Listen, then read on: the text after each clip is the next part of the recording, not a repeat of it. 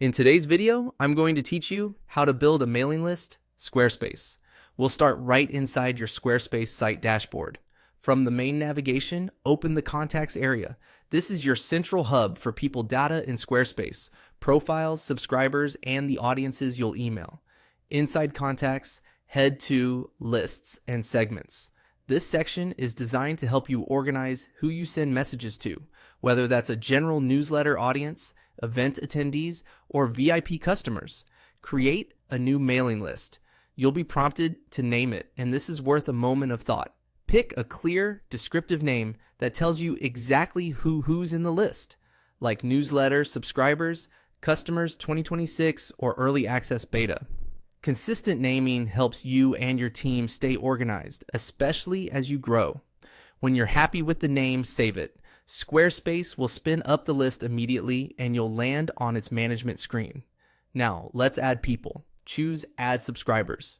You'll see two options, upload a list or add an individual. Upload is great for a CSV export from a previous provider or a point of sale system. For this walkthrough, we'll add one person manually so you can see the fields and flow. Select the option to add an individual subscriber, then continue to the next screen.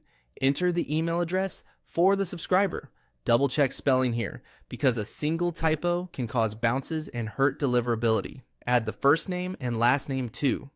While names are optional, they unlock personalization in your subject lines and email content, which can lift open and click rates. Next, enable the setting that confirms these subscribers accept marketing. Only add people who have given you permission to email them. This helps you comply with regulations and keeps your sender reputation healthy. If you're ever unsure whether you have consent, it's better to leave someone off the list until you do. When everything looks good, finish by clicking Done.